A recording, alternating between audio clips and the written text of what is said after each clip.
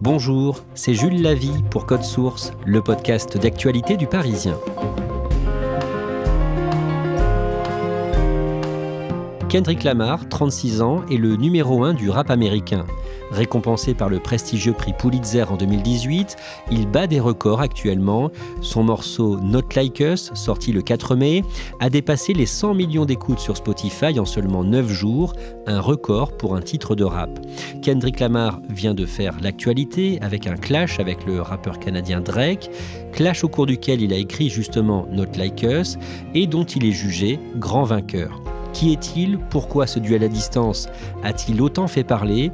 Code Source vous emmène aux États-Unis aujourd'hui grâce à Loïc Piala, correspondant du Parisien et de Radio France à Los Angeles.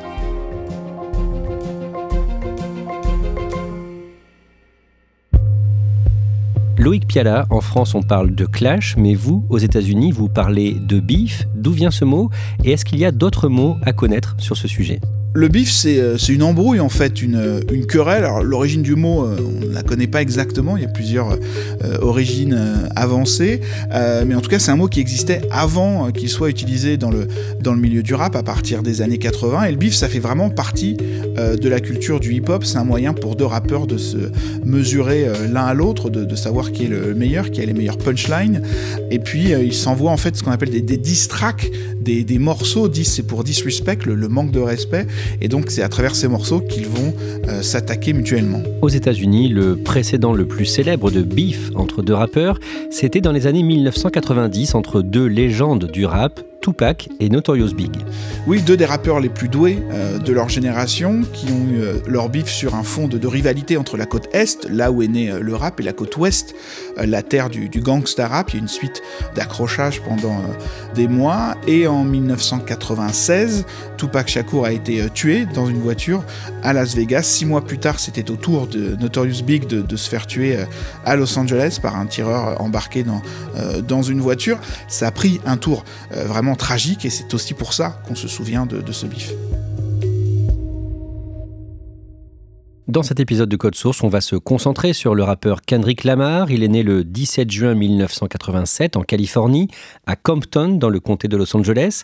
Dans quelle famille et dans quel milieu est-ce qu'il grandit ? Pour être clair, Compton, c'est le ghetto, vraiment un des quartiers chauds de Los Angeles. Kendrick Lamar naît là-bas, de parents d'une famille très modeste. Les deux parents travaillent dans des fast-food. Le père est un ancien membre de gang à Chicago qui s'est exilé à Los Angeles pour rechercher de la tranquillité. Sauf que Compton, c'est une ville où la violence est quasi omniprésente. La violence des gangs, la violence de la drogue. Et malgré ça, c'est aussi une ville qui a produit des artistes comme Dr. Dre et Ice Cube au sein de NWA, qui produit également des athlètes, les sœurs Williams notamment. Enfant, Kendrick Lamar est témoin de plusieurs meurtres. Oui, il raconte qu'à l'âge de 4-5 ans, il était devant chez lui, il a vu un dealer se faire tirer dessus. Il explique aussi ce qu'il a le plus choqué, c'est voir quelqu'un se prendre une balle en pleine tête. Évidemment, cette violence le marque et elle forge quelque part sa vision du monde. Quand il a 8 ans, en 1995, le petit Kendrick Lamar assiste au tournage d'un clip de rap. Oui, pas n'importe lequel, California Love. Un hymne à la Californie de Dr. Dre et Tupac Shakur, l'une des chansons de rap les plus connues. En fait, le clip se tourne dans son quartier, son père s'en rend compte, retourne à la maison pour aller le chercher et porte le petit Kendrick Lamar sur ses épaules pour regarder le tournage du clip avec notamment donc Tupac Shakur, qui est l'une des idoles de Kendrick Lamar. Son père l'élève à la dure. Son père, parce qu'il vient d'un gang, connaît les réalités de ce milieu et ne veut pas que son fils tombe dans ce genre de violence. Et quand il commence à avoir certaines fréquentations de son fils, le comportement de son fils à l'adolescence lui fait comprendre clairement qu'il ne veut pas qu'il bascule dans cette vie. Mais c'est pas évident en fait dans une ville comme Compton de se tenir à l'écart des gangs, parce qu'ils sont partout, parfois dans votre famille, dans vos amis proches. Mais ce qu'explique Kendrick Lamar, c'est que ce qui le sépare de ses amis en prison, c'est que lui avait un père pour lui donner un cadre. Et puis ses parents également, dit-il, lui ont donné l'équilibre dont il avait besoin. C'est-à-dire qu'il lui explique qu'il ne faut pas perdre le contact avec la réalité, mais il ne faut pas non plus s'y embourber. Quand il est adolescent, Kendrick Lamar veut faire du rap, il s'entraîne, il enregistre des morceaux avec ses propres moyens et assez tôt dans sa carrière, il va être adoubé par l'un des anciens membres du groupe NWA, Dr. Dre. Kendrick Lamar, c'est un élève brillant, qui a un vrai talent d'écriture, qui est repéré très vite par ses professeurs. Il est aussi un enfant précoce et il commence à écrire des morceaux de rap à l'âge de 13 ans et petit à petit, donc, il se fait une place jusqu'à ce qu'il soit repéré par Dr. Dre. Et Dr. Dre, c'est le producteur qui a permis aussi à Eminem d'émerger avec le grand public et il devient un peu le mentor de Kendrick Lamar avec Snoop Dogg, autre grand rappeur de la région. Ils décrivent Kendrick Lamar comme le nouveau roi de la côte ouest. Il sort son premier album en 2011, ça s'appelle Section 80. On trouve déjà tout ce qui fait finalement Kendrick Lamar, déjà la qualité de l'écriture, la dimension cérébrale, introspective de son écriture. C'est un rap conscient, comme on dit. Il est le témoin du monde dans lequel il a grandi. Section 80, c'est en référence aux années 80, la décennie de sa naissance, marquée par l'épidémie de crack qui sévit dans beaucoup de quartiers de Los Angeles, la violence policière également. Et lui le dit, j'écris un album qui parle de ma génération. Il est presque agréablement surpris que cet album ait été adopté aussi vite et aussi bien par le grand public. L'année suivante, en 2012, Kendrick Lamar sort son deuxième disque, Good Kid, Mad City, et c'est un carton. Good Kid, Mad City, le bon garçon dans une ville folle, c'est comme ça qu'il se décrit, lui, Kendrick Lamar, dans cette ville très particulière de Compton. On revient à cette idée d'un homme dans son environnement qui en est le témoin, mais qui n'en est pas non plus le prisonnier. Dans son écriture, on a, dans ses morceaux, à la fois la description de la réalité dure de Compton et en même temps une part métaphorique qui renvoie au rêve d'une vie au-delà de Compton. La tournée qui suit la sortie de l'album est elle aussi un grand succès et un prof d'université décrit Kendrick Lamar comme le James Joyce du hip-hop, James Joyce, le romancier irlandais du début du XXe siècle.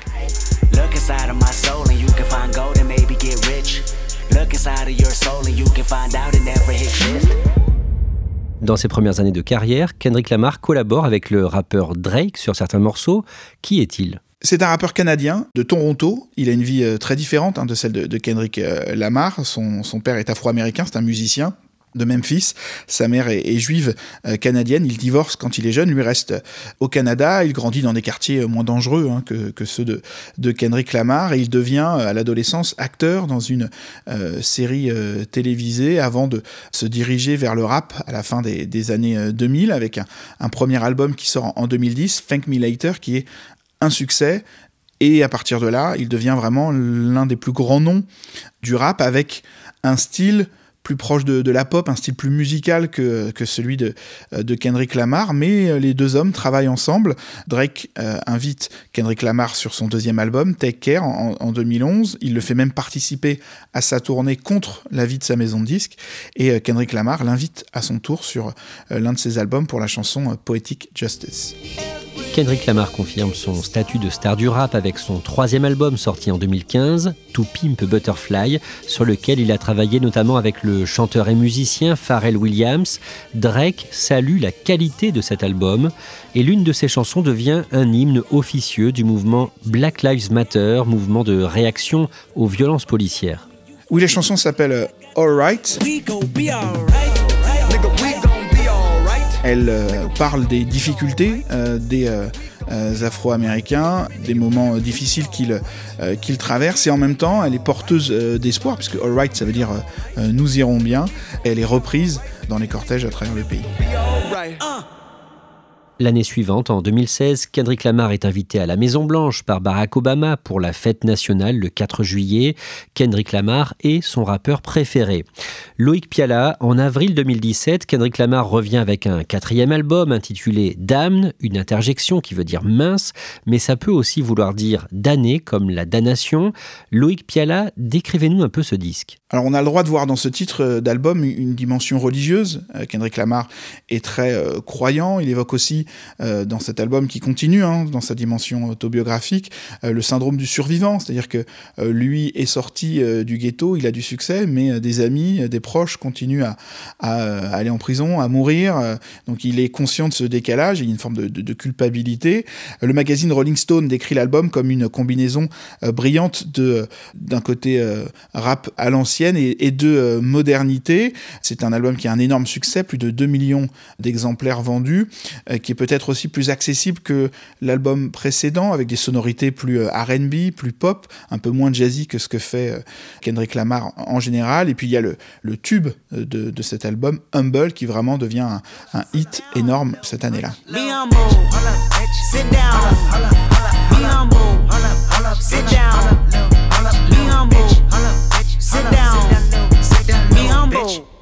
Damned est encensé par la critique. En 2018, Kendrick Lamar remporte 5 Grammy Awards avec ce disque, l'équivalent des Oscars de la musique, et il se voit décerner une récompense plus surprenante le 16 avril 2018, un prix Pulitzer. Oui, le prix Pulitzer, c'est vrai qu'on a tendance à l'associer au journalisme. C'est un prix remis par l'université de Columbia, mais c'est un prix qui récompense également la littérature et la musique, sauf que jusqu'à ce moment-là, les prix Pulitzer n'ont récompensé que des artistes issus du jazz ou de la musique classique. Et pour la première fois, donc, un rappeur remporte ce prix. Le jury loue la virtuosité des chansons, l'authenticité de l'écriture et cette manière de décrire la complexité de la vie moderne des Afro-Américains. Et en fait, ça valide ce qui se dit depuis des années de Kendrick Lamar, que c'est un auteur hors pair, très au-dessus de la mêlée dans le rap. La même année, il triomphe en produisant la bande originale d'un film à gros budget de la franchise Marvel, le film Black Panther.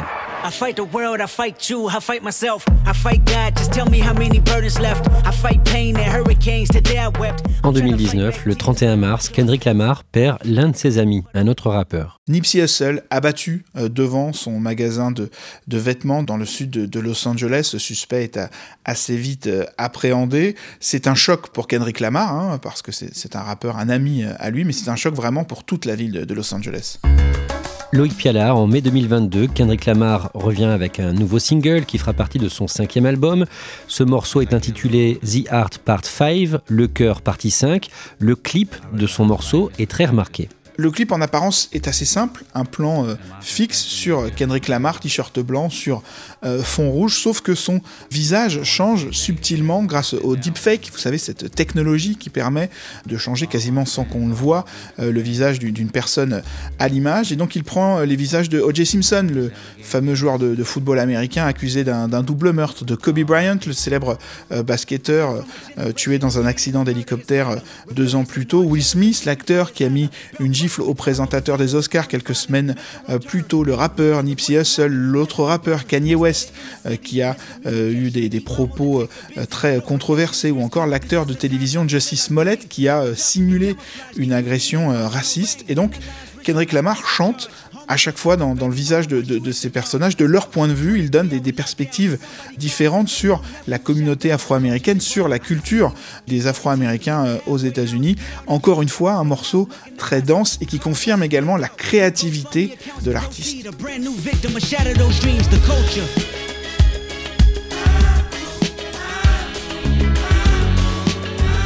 Toujours dans ce 5e album, intitulé Mr. Moral and the Big Steppers, qu'on pourrait traduire par Monsieur Moral et les dealers, en résumé, Kendrick Lamar parle dans ses nouveaux morceaux des côtés les plus sombres de sa personnalité. En résumé, il questionne son propre racisme. Alors l'album peut se lire comme une confession, en tout cas une thérapie. Lui justement qui a suivi une thérapie pendant les années qui ont séparé cet album du précédent, et il aborde toute une série de thèmes, son enfance, ses infidélités, les effets de la célébrité. Il parle aussi des membres de sa famille. Il a 2 membres de sa famille transgenres tous les deux, et ça va parfois à l'encontre de ses croyances et de ce que dit l'Église, mais il explique: moi j'ai choisi l'humanité plutôt que la religion. Et il parle effectivement du racisme, le sien. Il se demande si la manière parfois dont il a parlé de jeunes femmes blanches avec lesquelles il a couché était vraiment respectueuse. Il le dit, j'ai des regrets. Encore une fois, il est dans l'introspection, l'exploration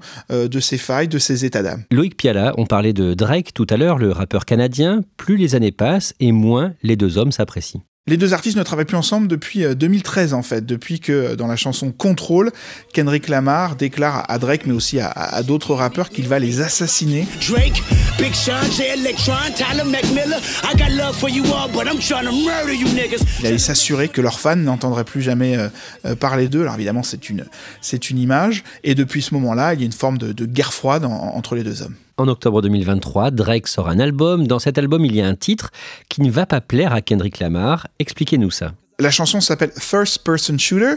Elle est enregistrée avec le rappeur J. Cole. Et J. Cole, dans sa section du morceau, suggère que lui-même, Kendrick Lamar et Drake sont le Big Three du rap moderne, hein, le top 3, les 3 meilleurs rappeurs de leur génération.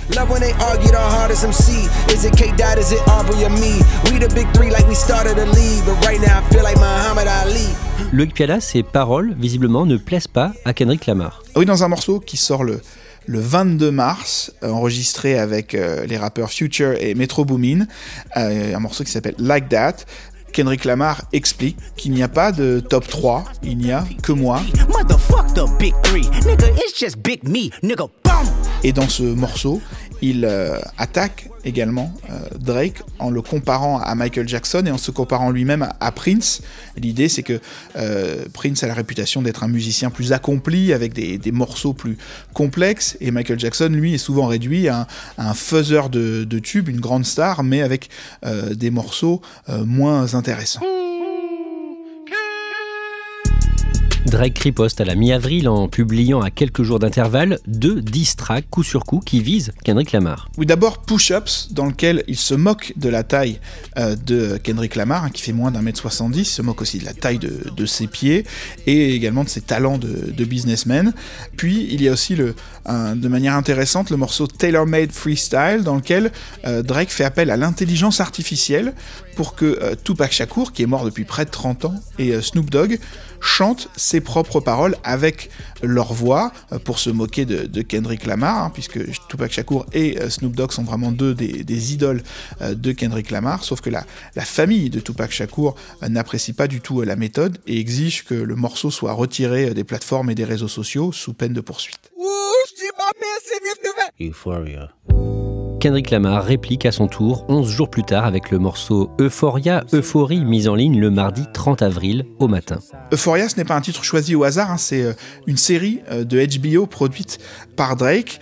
Kendrick Lamar va très loin, il a cette phrase « Ne dis pas de mensonges sur moi et je ne dirai pas de vérité sur toi ». But don't tell no lie about me and I won't tell truth about you. Il accuse Drake de ne pas être un vrai artiste de rap, mais d'être un escroc qui invente des histoires sur sa vie, et il dit également qu'il est la façon dont Drake marche, dans la façon dont Drake parle, et dans la façon dont Drake s'habille. Et ça, c'est une référence à une chanson de Michael Jackson qui dit le contraire à une femme en disant « J'adore la façon dont tu marches, dont tu parles et dont tu t'habilles ». Donc on voit qu'il y a quand même à chaque fois dans ses paroles un double sens ou un triple sens parfois. C'est l'intelligence de Kendrick Lamar.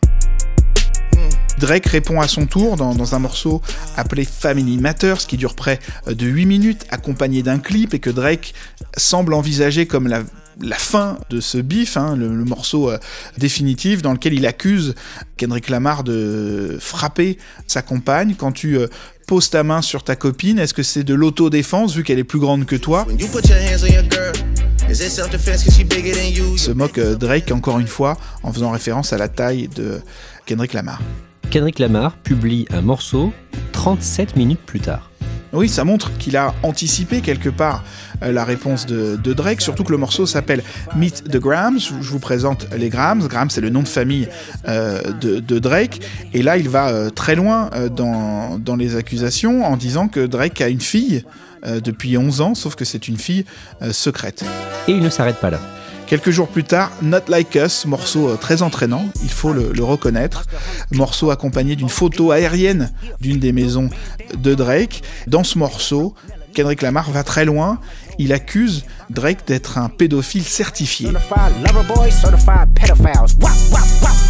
Et après avoir reproché à Drake de faire appel à des auteurs pour écrire ses chansons, ce qui ne se fait pas dans le rap normalement, il l'accuse aussi d'une forme d'appropriation culturelle, lui le Canadien qui se réapproprie les codes des Noirs américains, et il lui dit « Tu n'es pas un collègue, tu es un putain de colonisateur ».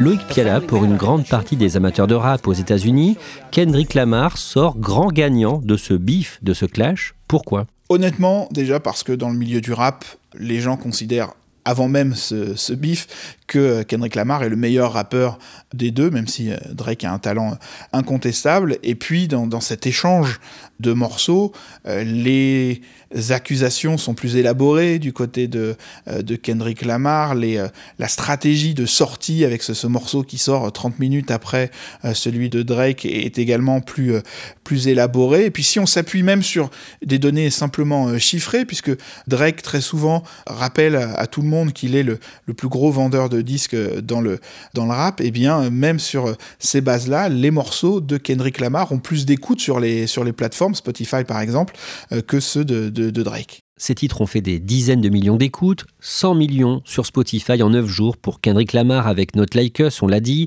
Il faut y ajouter plus de 40 millions sur YouTube. Loïc Piala, ce duel a été très commenté aux États-Unis. Oui, les médias généralistes qui ne parlent pas forcément de rap ont évoqué assez largement ce bif. Ça a permis d'ailleurs au rap de revenir un peu au centre de la conversation culturelle, de s'éloigner un petit peu de Taylor Swift, qui a été quasiment la seule artiste dont les médias ont parlé pendant des semaines et des mois. Le bif a aussi fait l'objet d'un sketch dans l'émission très regardée, l'émission comique Saturday Night Live, et puis même l'équipe de campagne de Joe Biden a repris un des morceaux de Kendrick Lamar pour s'attaquer brièvement à Donald Trump. Loïc Piala, on le rappelait au début de cet épisode de Code Source, le bif qui a été le plus marquant dans l'histoire du rap dans les années 1990 entre Tupac et Notorious Big s'était soldé par 2 morts. Et dans la nuit du mardi 7 mai, des coups de feu sont tirés à Toronto devant le manoir de Drake. Une voiture passe devant la résidence de l'artiste vers 2h du matin et tire. Un agent de sécurité est touché et conduit à l'hôpital. D'après la police, il n'y a pas de lien direct établi entre ces coups de feu et le bif entre Drake et Kendrick Lamar, mais depuis le 7 mai, il n'y a pas eu de nouveaux morceaux publiés par l'un ou l'autre rappeur. Loïc Piala, ce clash entre les deux rappeurs n'a pas été du goût de tout le monde aux États-Unis. Oui, alors, si on écoute un OG, un ancien, comme on dit, Questlove du groupe The Roots, l'un des groupes mythiques du rap. Pour lui, il n'y a pas de gagnant dans ce bif, dans cette guerre, dit-il. Ça a plus ressemblé à un combat de catch dans la boue, où on a impliqué les femmes et les enfants, où ça avait été un peu trop loin à ses yeux. Et avec cette fusillade, même si on ne sait pas si elle est liée ou pas au bif, il y a peut-être aussi l'idée que justement ça a été trop loin, qu'il y a quelqu'un de blessé, et qu'il vaut mieux s'arrêter là. Ça explique peut-être pourquoi il n'y a pas eu de nouveaux morceaux depuis publiés par l'un ou par l'autre, ou tout simplement peut-être que, effectivement, comme le croient beaucoup d'amateurs de rap, Kendrick Lamar a gagné ce bif, et donc il n'y a pas de raison que cela continue.